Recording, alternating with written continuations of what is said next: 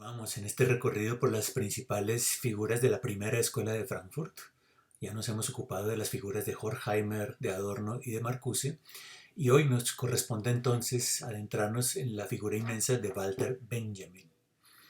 Este periodo que estamos considerando desde la primera escuela de Frankfurt fue muy productivo para la emergencia de una estética marxista durante los años 20, 30 y 40 en Europa, coincidiendo precisamente con la irrupción del arte de vanguardia, de las tendencias vanguardistas en muchos lugares de Europa. Ya hemos visto algunos matices de la estética de Adorno y antes de adentrarnos en Benjamin quisiera presentar brevemente un panorama general de esta estética marxista de la que estoy hablando para situar a la figura de Benjamin en el contexto de la discusión. Voy a comenzar con Georg Lukács, de quien ya nos ocupamos en un video anterior también a propósito de su libro Historia de Conciencia de Clase, pero que tiene también unas reflexiones estéticas muy importantes desarrolladas en aquella época. Eh, Sabemos que Lukács era muy cercano a la órbita del leninismo y fue uno de los primeros teóricos marxistas del arte y un crítico furioso de las nuevas tendencias de vanguardia que estaban surgiendo en Europa durante aquellas décadas. Pensaba que estas obras de vanguardia, el cubismo, el dadaísmo, el expresionismo y en general todo el arte abstracto, no era otra cosa que la expresión de la decadencia de la burguesía. Es un arte que se divorcia de la realidad objetiva de la sociedad y que se refugia en expresiones meramente subjetivas, en las que el artista permanece distanciado de las preocupaciones de las masas. Estas no pueden aprender nada de la literatura o de la pintura de avant-garde, cuya visión de la realidad es confusa y desfigurada.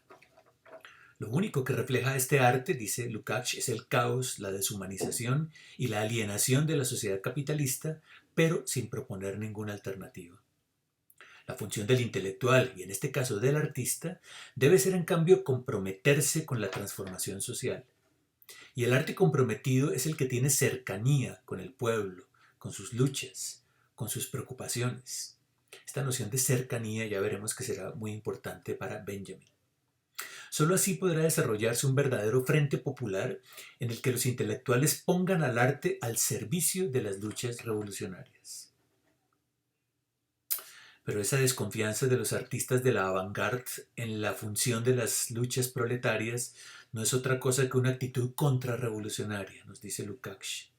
En últimas, el arte europeo de vanguardia no es otra cosa que irracionalismo y misticismo, que falsea el mundo proclamando un conocimiento basado en la experiencia puramente subjetiva.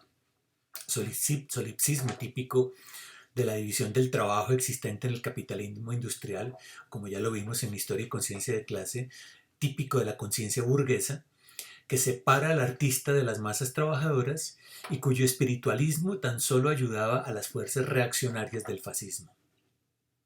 Lukács señala entonces la complicidad ideológica entre el modernismo, del arte de vanguardia, y el fascismo.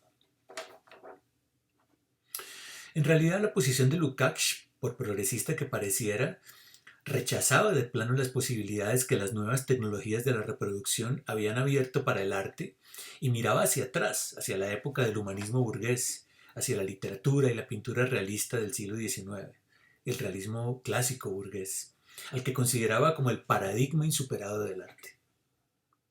Este será el punto clave para entender el desacuerdo de Lukács con otras figuras como Bertolt Brecht, quien también era un importante teórico del arte. En efecto, Brecht se opone enérgicamente a la posición de Lukács, a pesar de que ambos pertenecían al Partido Comunista Alemán, porque le parecía que su concepto de realismo es demasiado estrecho, humanista y nostálgico. Lo que no entiende Lukács, dice Brecht, es que no vivimos ya en el capitalismo liberal clásico del siglo XIX, sino en un capitalismo monopolista y estatalizado, que es un argumento que también utilizaría Horkheimer.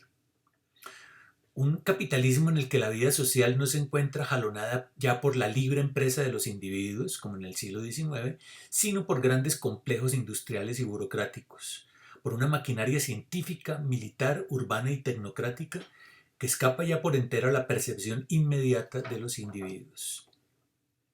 No tiene sentido entonces querer regresar a la literatura burguesa del siglo XIX, que Brecht consideraba ligada a condiciones ya superadas por la revolución tecnológica del mundo actual. Es absurdo querer ver en el humanismo burgués el paradigma del arte crítico, pues nuestra situación, dice Brecht, nada tiene que ver con la de Goethe o con la de Balzac, cuando la burguesía era todavía una clase progresista en el siglo XIX. ¿Qué es entonces lo que propone Brecht? Que el papel del intelectual, del artista, es construir esa realidad abstracta que se escapa a la conciencia individual. Es generar lo que llamaríamos luego, con James mucho más adelante, mapas cognitivos. Y esto se logra utilizando y aprovechando las nuevas técnicas literarias y pictóricas desarrolladas por el arte de vanguardia. Hay que crear esa totalidad mediante el montaje, es decir, refuncionalizando las técnicas de montaje utilizadas por el dadaísmo en pintura, por el expresionismo en literatura, Joyce, Kafka, y desde luego por los nuevos medios de reproducción técnica como el cine.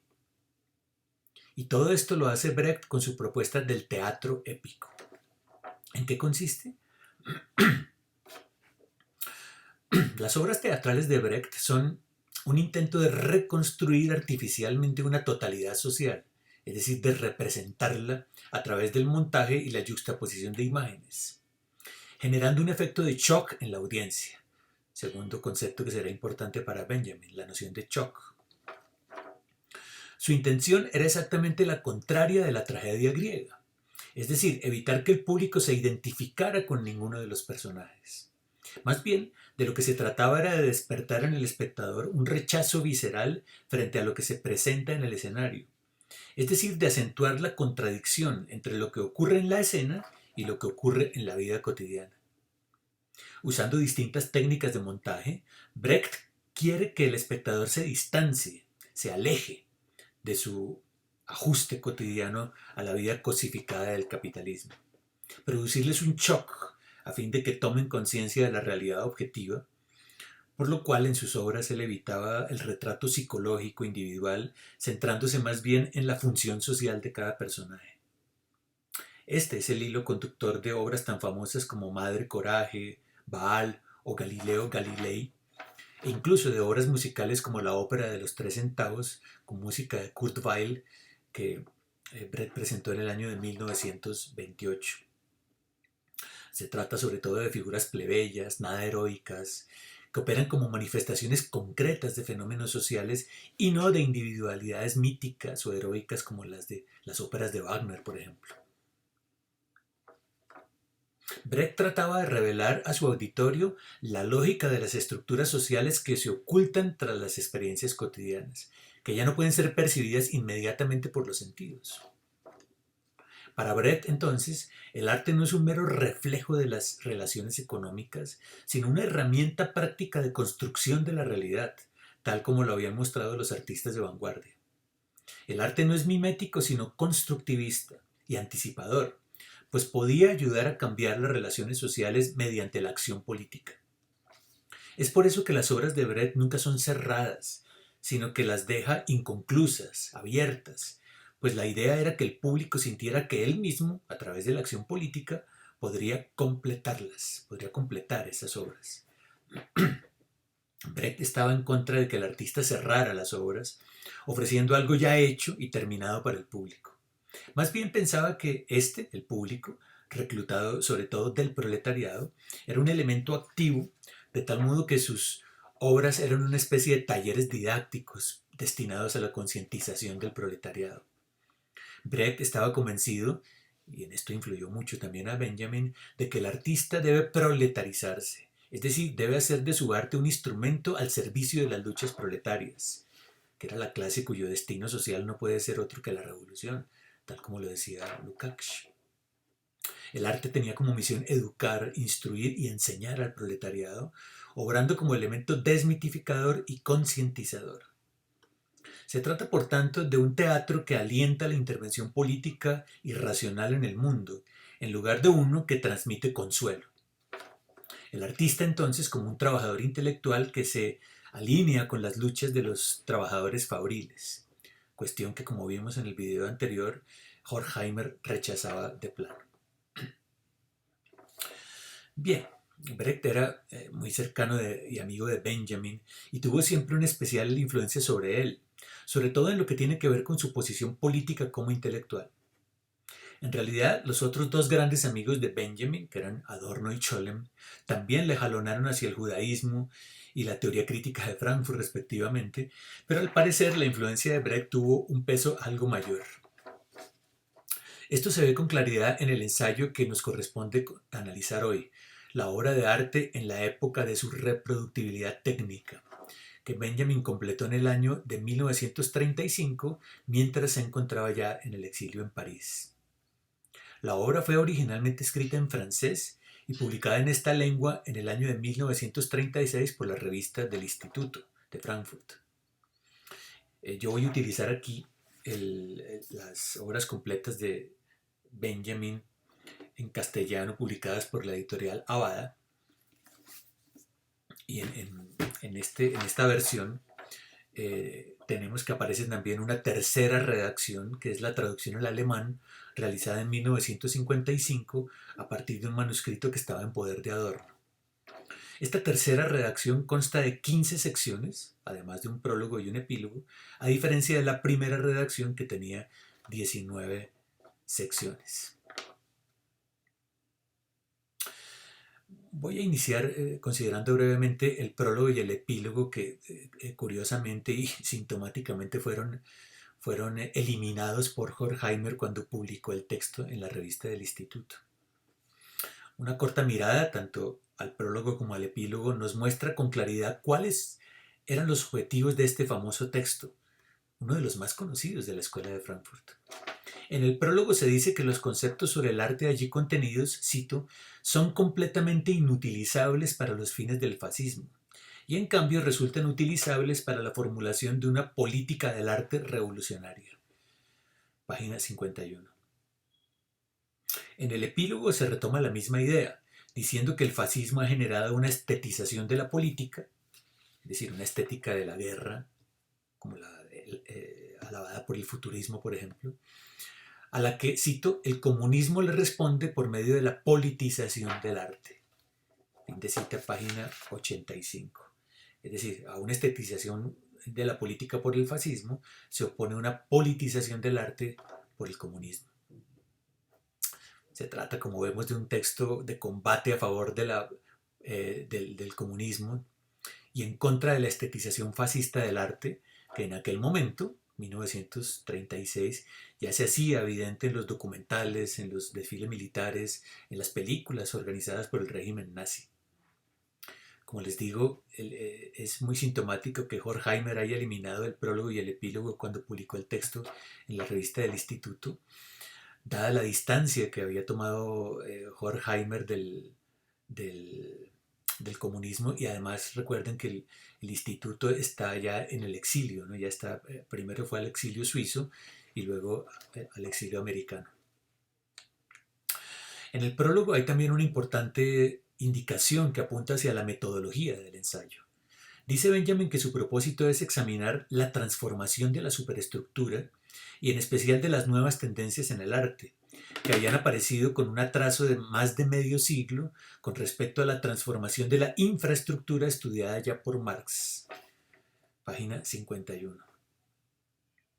Esto significa que para Benjamin existía en el arte un desarrollo paralelo al de la economía, que por ser más lento que el de esta, requería un análisis especial.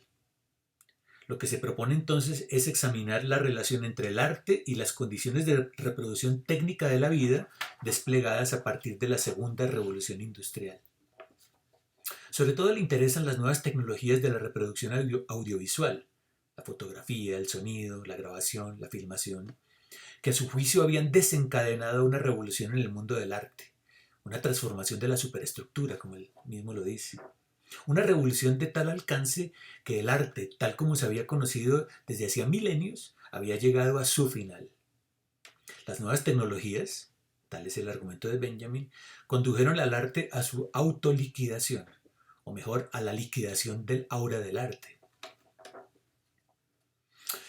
Notemos aquí dos cosas. La primera, Para Benjamin, el arte no puede ser pensado como algo independiente, como una esfera autónoma, sino que siempre en relación con sus condiciones históricas de emergencia. Y esto es lo que le liga directamente con las tesis de la Escuela de Frankfurt. Ya lo vimos en el caso de Horkheimer, la teoría no puede ser vista como algo separado o autónomo, y para Adorno el arte tampoco puede ser visto como una esfera autónoma. El arte no es aprehensible sino como rastro del mundo que lo ha hecho posible, del mundo social que lo ha hecho posible. De nada sirven aquí las categorías burguesas y románticas con que se había pensado el arte, creación, genio, belleza, lo sublime, etc., puesto que, según Benjamin, tales conceptos son utilizables para los fines del fascismo. En segundo lugar, la segunda cosa, es que Benjamin no trata de salvar la pureza del arte, que debería ser protegido del dominio de las técnicas de reproducción. Como decía Lukács y también como decían otros teóricos con un gesto purista y nostálgico como el de Heidegger, eh, quien busca condenar las artes de la modernidad a una degradación producida por la tecnificación. Todo lo contrario, dice Benjamin. Es el análisis de la evolución técnica la que permite ver lo que está en juego en las producciones del arte.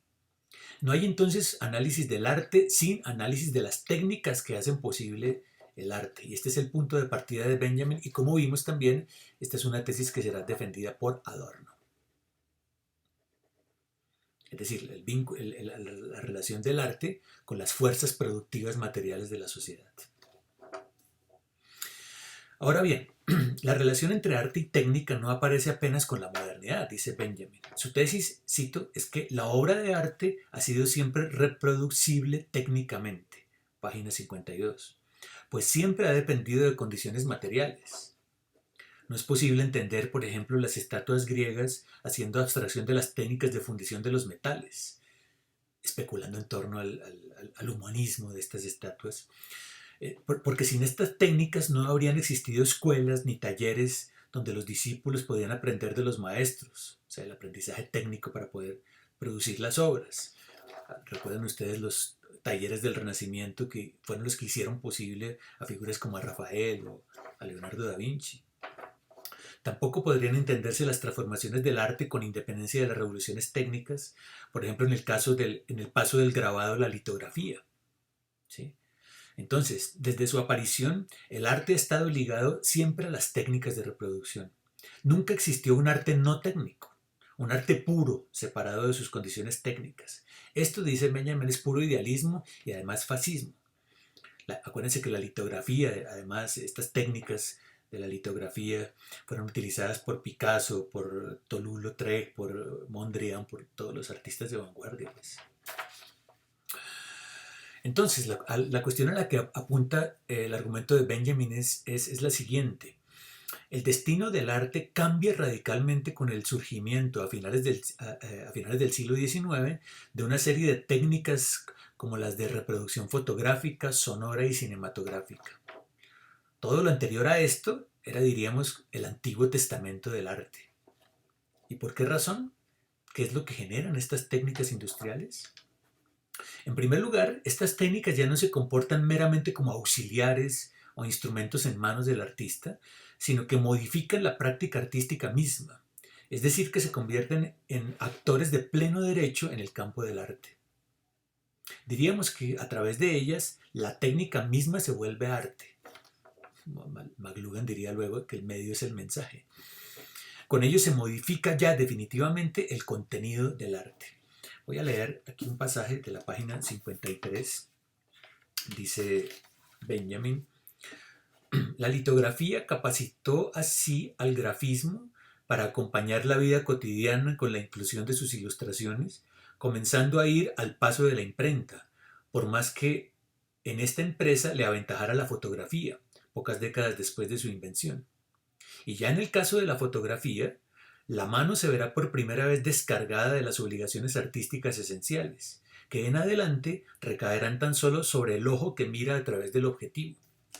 Y como el ojo capta con mayor rapidez que dibuja la mano, el proceso de reproducción plástica se aceleró tan enormemente que ya no podía marchar al paso del habla.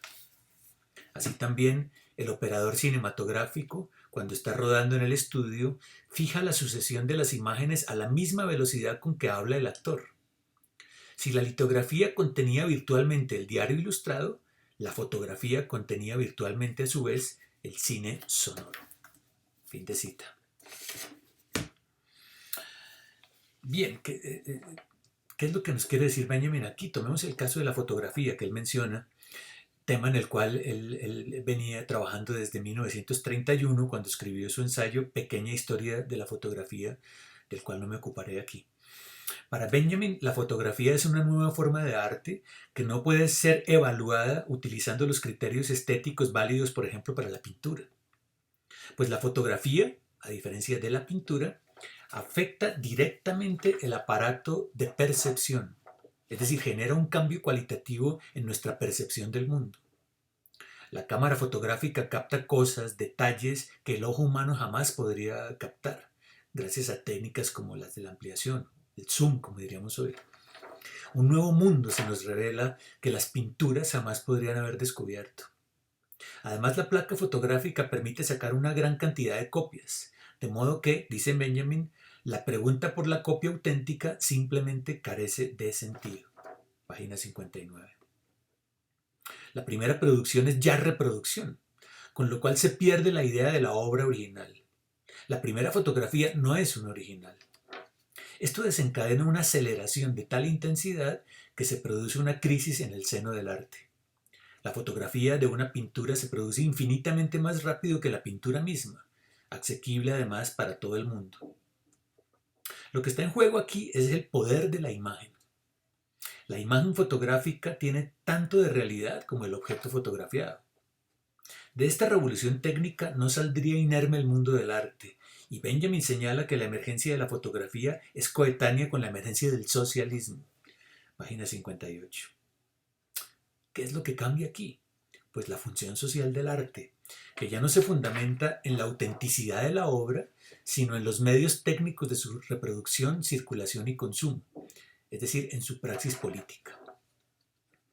Si bien las primeras fotografías imitaban la lógica de la pintura de individuos o de individualidades, recuerden que con el daguerrotipo, por ejemplo, y todo esto, y luego con la fotografía, se fotografiaban sobre todo familias, rostros humanos, perpetuando así el recuerdo de los seres queridos, etc. La cosa cambia radicalmente cuando el rostro humano, que es el último destello del aura, desaparece y en el centro aparecen las fotos de la ciudad. Benjamin le da gran importancia a la figura del fotógrafo francés Eugène-Auguste Atget, quien fue el primero en superar el humanismo de la fotografía y concentrarse en las calles desiertas de París, capturando así una realidad cotidiana que pasaba desapercibida para el ojo del pasante. El sujeto desaparece y con ello se consolida lo que Benjamin llamará la muerte del aura. Las fotos de Atget son obras de arte que se fijan en detalles de la ciudad a través de técnicas como el close-up, anticipando de este modo a las técnicas usadas por los surrealistas. Atget es como un detective que se aproxima a la ciudad, dice Benjamin, como si fueran el lugar del crimen. Página 62, sus fotografías. Este ejemplo de la fotografía nos introduce a la tesis central que defiende Benjamin en el ensayo. Con el advenimiento de la reproductibilidad generalizada de la obra de arte, lo que desaparece es su aura, su autenticidad, su presencia aquí y ahora, singular e irrepetible. La fotografía y después el cine destruyen definitivamente el carácter aurático de la obra de arte. ¿Qué significa esto? En primer lugar, que la obra de arte es sacada, despojada del contexto de la tradición. Benjamin recuerda que originariamente el arte estuvo vinculado al culto, es decir, que nació al servicio del ritual mágico y religioso. El culto fue el lugar donde la obra de arte adquirió su valor de uso. Página 58. Allí radicaba su función social. Una virgen, por ejemplo, en una iglesia, una estatua de una virgen en una iglesia, desde luego estaba condicionada por su reproductividad técnica, en tanto que estatua, pero esas técnicas no afectaban todavía el estatuto de unicidad de la obra de arte. Una iglesia, la Catedral de Santiago de Compostela, por decir algo, es un lugar de culto, un lugar que tiene un aura, y por ello aparece como algo distante, misterioso, de difícil accesibilidad. Debido a su dimensión cultural, las obras de arte no se exponían mucho, es decir, que se operaba una rigurosa selección de los espectadores que mantenían la distancia frente a aquellas obras. Pero con el advenimiento de las modernas técnicas de reproducción, ya no existe espacio alguno para el aura. No hay ninguna parcela del aura que no esté expuesta a su pérdida. La Catedral de Santiago de Compostela se vuelve un icono para el turismo de masas, por ejemplo. Es asequible a todo el mundo que la puede ver y tocar, reproducir una y otra vez sus fotografías, sus videos, etcétera. Diríamos que lo que nos cuenta Benjamin en este ensayo es la historia de la desaparición de Laura, cuya hora fatal sonó con la emergencia de la fotografía y se consumó definitivamente con el advenimiento del cine. Los nuevos medios técnicos de reproducción han logrado aquello que Max Weber ya señalaba en sus obras y que ya mencionamos aquí, el desencantamiento del mundo, la muerte de la metafísica anunciada ya por Nietzsche. Pero, ¿hacia dónde conduce esa muerte? ¿Hay aquí algún tipo de potencial emancipatorio? La tesis de Benjamin será que los ideales emancipatorios de la modernidad han sido apropiados por las masas, que ahora desean romper la distancia existente entre las clases sociales y construir una sociedad igualitaria que para Benjamin como para Bertolt Brecht, pero no así para Horkheimer y Adorno, será el comunismo.